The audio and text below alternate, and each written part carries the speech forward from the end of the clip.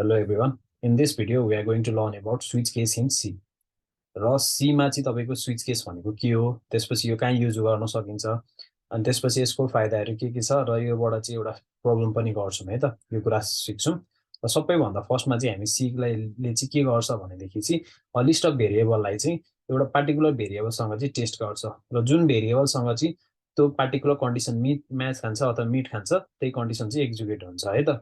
र त्यसलाई चाहिँ हामी के भन्छौं भनेदेखि चाहिँ कन्डिसनलाई चाहिँ केसेस भन्छौं भनेदेखि चाहिँ तपाईको कुन कुरालाई चाहिँ टेस्टेड गर्न आँटिरहेको त्यसलाई चाहिँ एक्सप्रेसन अथवा भ्यालु भन्छौं। र त्यो भ्यालु चाहिँ के हुन्छ भनेदेखि चाहिँ इच केससँग तपाईको चेक हुँदै हुँदै जान्छ र फर्स्ट केस मिल्यो भनेदेखि फर्स्ट केसको कुराहरू एक्जिक्युट हुन्छ, बाँकी कुनै पनि कुराहरू एक्जिक्युट हुँदैन।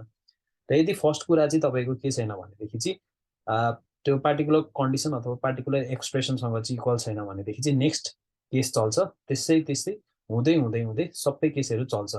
र इफ इन केस कुनै पनि केसहरू चलेन भनेदेखि चाहिँ तपाईको के हुन्छ, डिफल्टको कुराहरू चल्छ र प्रोग्राम बन्द हुन्छ है त।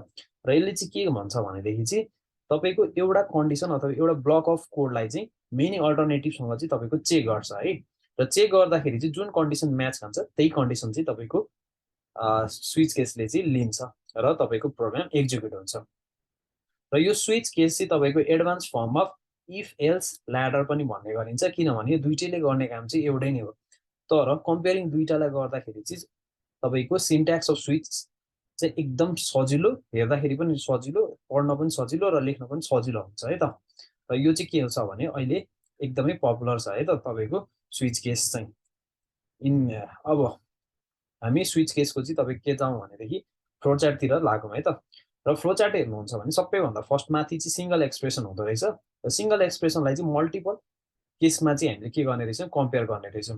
र यदि फर्स्ट कन्डिसन चाहिँ अथवा फर्स्ट केससँग चाहिँ तपाईको एक्सप्रेसन चाहिँ म्याच खायो भनेदेखि सुरुको ब्लक अफ कोड चाहिँ एक्जिक्युट हुने रहेछ र तपाईको सिधै प्रोग्राम इन्ड हुने रहेछ। र यदि फर्स्ट कन्डिसन अथवा फर्स्ट केस चाहिँ म्याच खाएन भने सेकेन्ड केसमा जाने रहेछ र सेकेन्ड केसको चाहिँ कुराहरू एक्जिक्युट हुने रहेछ। र सेकेन्ड कुराको एक्जिक्युट भइसकेपछि तपाईको अरू कुनै बाँकी कुराहरू कुनै पनि नचल्ने रहेछ र तपाईको प्रोग्राम इन्ड हुने रहेछ। त्यस्तै त्यस्तै जतिवटा तपाईको केसहरू छ सबै चेक हुँदै हुँदै जान्छ जबसम्म चाहिँ कुनै पनि कन्डिसन म्याच हुँदैन। र यस्तो पनि कन्डिसन आउला कुनै पनि केसमा चाहिँ तपाईको कन्डिसन म्याच नहुन सक्छ, त्यति बेला चाहिँ तपाईको के हुन्छ भने डिफल्ट कोड चल्छ र डिफल्टको कोड चाहिँ के हुन्छ, एक्जिक्युट हुन्छ है त। अब चाहिँ हामी स्विच केसको सिन्ट्याक्स बुझ्छौँ है त। र सिन्ट्याक्स हेर्नुहुन्छ भने सबैभन्दा फर्स्टमा तपाईँले स्विच लेख्नुहुने रहेछ र एक्सप्रेसन लेख्नुहुने रहेछ है त। सो एक्सप्रेसन भनेको चाहिँ कन्डिसन जस्तै हो र जुन कुरालाई चाहिँ तपाईँले के गर्नुहुन्छ भने चेक गर्नुहुन्छ है त। र त्यसपछि हामी केस लेख्ने रहेछौँ, केस है, जतिवटा केस छ त्यतिवटा केस लेख्ने रहेछौँ र लास्टमा चाहिँ तपाईँको डिफल्ट हुने रहेछ। र केसमा चाहिँ तपाईँको कन्स्ट्यान्ट भ्यालु हुँदो रहेछ, त्यसपछि कन्स्ट्यान्ट भ्यालु हुने रहेछ भने तपाईँको डिफल्टमा चाहिँ केही पनि कुराहरू नहुने रहेछ है त। जस्ट लाइक इफ एल्स है, इफमा चाहिँ तपाईँको कन्डिसनहरू हुन्थ्यो तर एल्समा चाहिँ तपाईँको कुनै पनि कन्डिसन हुँदैन थियो नि त। त्यस्तै कुराहरू नै छ है त।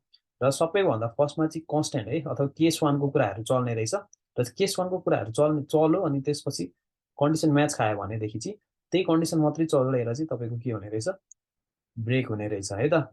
अब यो फर्स्ट केस चाहिँ तपाईँको एक्जिक्युट भएन भने सेकेन्ड केसमा जान्छ र सेकेन्ड केस चाहिँ तपाईँको ट्रु भयो भनेदेखि चाहिँ कन्डिसनहरू यसको भित्रको स्टेटमेन्टहरू चल्छ र तपाईँको के हुन्छ, ब्रेक हुने रहेछ। यो पनि भएन भने अर्को केस चल्छ र जबसम्म चाहिँ केसहरूसँग चाहिँ म्याच खाँदैन तपाईँको कन्डिसन अथवा एक्सप्रेसन तबसम्म चलि नै रहन्छ। र यदि कुनै पनि कन्डिसनसँग म्याच खाएन भनेदेखि चाहिँ तपाईँको डिफल्ट कोडहरू चल्ने रहेछ है त। सो अब चाहिँ हाम्रो स्विच केस चाहिँ कसरी काम गर्छ भन्ने कुरा हेरौँ। यो कुरा चाहिँ मैले अगाडि पनि भनिरहेको थिएँ, त्यही पनि अझ मजाले बुझ्नुहोस् है त। र expression is evaluated once and compare with the values of each level case. र सबैभन्दा फर्स्टमा चाहिँ इफ कन्डिसन कुनै पनि म्याच खायो भने corresponding statement after the matching labels are executed भनेको मतलब त्यो केसमा चाहिँ कुनै पनि एउटा केस चाहिँ म्याच खायो होइन तपाईँको कन्डिसनसँग भनेदेखि चाहिँ त्यही पार्टिकुलर केस मात्रै चल्छ, बाँकी कुनै पनि चल्दैन भन्न खोजेको है। र यदि कुनै पनि केसहरू चलेन भने चाहिँ तपाईँको के हुन्छ भने डिफल्ट स्टेटमेन्ट है। सो अगाडि हामीले हेरेको थियौँ नि। सो कस्तो भनेदेखि चाहिँ कुनै पनि केसहरू चलेन भनेदेखि चाहिँ तपाईँको के हुने रहेछ, डिफल्ट केस चाहिँ चल्ने रहेछ। सो अब चाहिँ हामी स्विचको एउटा प्रब्लम गर्छौँ है त। र प्रब्लमले चाहिँ के भनिरहेछ भनेदेखि चाहिँ सीमा एउटा यस्तो खालको प्रोग्राम लेख्नु छ अरे जसले चाहिँ प्रिन्ट गरोस् डे अफ विक है। सो फर इक्जाम्पल युजरले चाहिँ 1 हाल्यो भने सन्डे, 2 हाल्नु भने मन्डे, 3 हाल्नु भने ट्युसडे, 4 हाल्नु भने वेडनेसडे, 5 हाल्नु भने थर्सडे, हो त्यस्तै यसरी नै के गरोस् भनेदेखि चाहिँ हामीले डेट हाल्दाखेरि अथवा नम्बर हाल्दाखेरि चाहिँ डे अफ विक कुन हो थाहा पाओस् है त। सो त्यसको लागि चाहिँ सबैभन्दा फर्स्टमा चाहिँ म भिजुअल स्टुडियो कोडमा जान्छु र भिजुअल स्टुडियोमा कोडमा गएर चाहिँ सबैभन्दा फर्स्टमा चाहिँ सीको बेसिक सिन्ट्याक्स लेखेँ है त, stdio डट एच, त्यसपछि तपाईँको इन्ट मेन, र सिन्स हामीले चाहिँ इन्टिजर टाइपको रिटर्न टाइप राखेको भएर रिटर्न 0 गरिदिएँ है त। अब मैले के गर्नुपर्ने छ भनेदेखि चाहिँ क्वेसनलाई सल्भ गर्नुपर्ने छ होइन। सो क्वेसनमा त डे अफ विक भनेको छ नि त, युजिङ स्विच तरिकाले प्रब्लम सल्भ गर्नुपर्ने छ। सो त्यसको लागि चाहिँ म के गर्छु भनेदेखि चाहिँ सबैभन्दा फर्स्टमा चाहिँ युजरलाई सजिलो होस् भनेर चाहिँ म के गरिदिन्छु भने, so enter 1 for Sunday, 2 for Monday, 3 for Tuesday, 4 for Wednesday, 5 for Thursday, 6 for Friday, 7 for Saturday भनेर राखेँ है त। यो राखिसकेपछि अब मैले के गर्नु पर्यो भनेदेखि चाहिँ युजरलाई देखाएँ होइन। अब देखाएपछि चाहिँ अब मैले इनपुट लिनु पर्यो नि त युजरबाट। सो युजरबाट इनपुट चाहिँ म स्क्यानएफको थ्रुबाट लिएँ र स्क्यानएफको थ्रुबाट लिइसकेपछि पर्सेन्टेज डी, सिन्स त्यो चाहिँ इन्टिजर टाइपको हुन्छ नि त, त्यही भएर मैले पर्सेन्टेज डी राखेँ र तपाईँलाई सो पर्सेन्टेज डी राखेँ र त्यो राखिसकेपछि चाहिँ ए भन्ने भेरिएबल बनाउँछु है त। सो ए भन्ने भेरिएबल बनाउँछु। अब यो बनाइसकेपछि त मैले सिन्स ए भने त स्पेसिफाई गरेँ नि त, यो कस्तो टाइपको भनेर चाहिँ मैले स्पेसिफाई गरेको छैन। सो डिक्लेयर गर्नुपर्छ र ए भनेको चाहिँ तपाईँको के हो, इन्टिजर टाइपको हो भनेर डिक्लेयर गरिदिएँ। अब यो डिक्लेयर गरिसकेपछि चाहिँ अब हामी स्विचको सिन्ट्याक्स लेख्छौँ है त। र हामी सबैभन्दा फर्स्टमा चाहिँ जस्ट स्विच लेख र स्विच लेखिसकेपछि चाहिँ तपाईँको यो बेसिक सिन्ट्याक्सहरू आफै लेखिदिएको छ यसले, र यसमा एक्सप्रेसन लेख भनौँ, र एक्सप्रेसन चाहिँ हाम्रो के छ, ए छ होइन। यो ए हो नि त, यो भने हाम्रो एक्सप्रेसन हो। र एक्सप्रेसनमा पछि चाहिँ अब हामीले के गर्नुपर्छ भने यहाँ कन्स्ट्यान्ट होइन केसको कुरा लेख भनिरहेको छ। सो केस भनेको चाहिँ केस नम्बर 1 भयो भनेदेखि चाहिँ तपाईँको के हुन्छ, print of the day is Sunday है, यो भयो। अब यो केस भएन भनेदेखि चाहिँ तपाईँको के हुन्छ, अर्को केस जान्छ है। यसरी म के गर्छु भने 6 चोटि यसलाई कपी गर्छु है।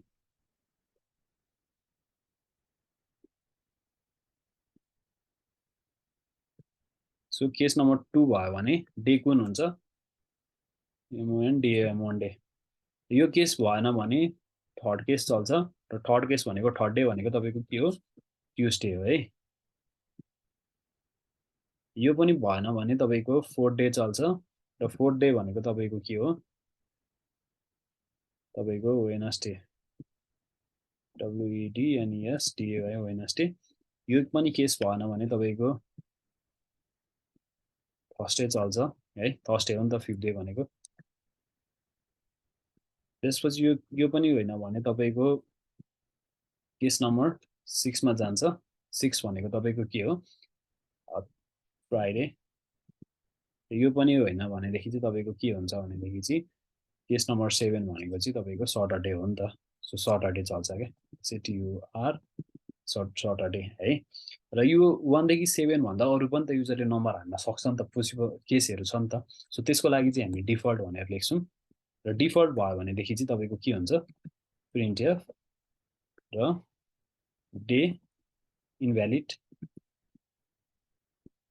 डेट इज इन्टर है, इनभ्यालिड डेट इन्टर है। सो यति लेखिसकेपछि चाहिँ तपाईँको के हुने भयो भने यसलाई ब्रेक पनि गरिदिने है। सो यति लेखिसकेपछि चाहिँ तपाईँको के हुन्छ भने तपाईँको स्विचको हामीले प्रब्लम्स सल्भ गऱ्यौँ है। र अझ सजिलो तपाईँलाई सबै कोड देखिनको लागि म साइज अलिकति घटाइदिएँ है। सो यो चाहिँ तपाईँको के भयो भने प्रब्लम भयो। अब यसलाई टेस्ट गरौँ न होइन, हामीले लेखेको कोड इरर पनि त हुनसक्छ नि त। सो त्यो भएर चाहिँ म के गर्छु भने यसलाई सेभ गर्छु र रन गर्छु है, रन कोड गर्छु। र रन कोड गइसकेपछि तपाईँको यसरी देखाउँछ।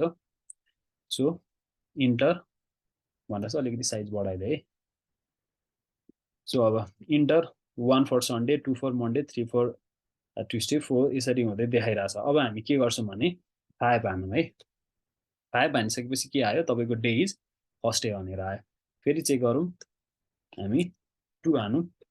2 भनेको डे इज मन्डे भनौँ। अब हामी के भन्छौँ भने अब 66 हाने है। 66 हान्यो भने के भयो भने इन्भ्यालिड डे इज इन्टर है त। अब कुन डे हो हामीलाई थाहा भएन है त।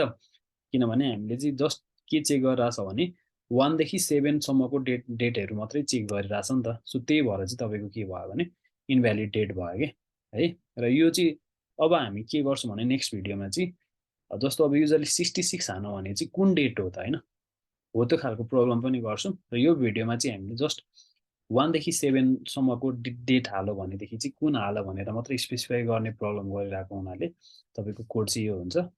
सो अलिकति म सानो बनाइदिन्छु। So you can take a screenshot from it. Thank you so much. So back to slide जाउँ। So thank you so much. So if you got any problem while understanding switch case, please comment down in the comment video. I will be always be there for you.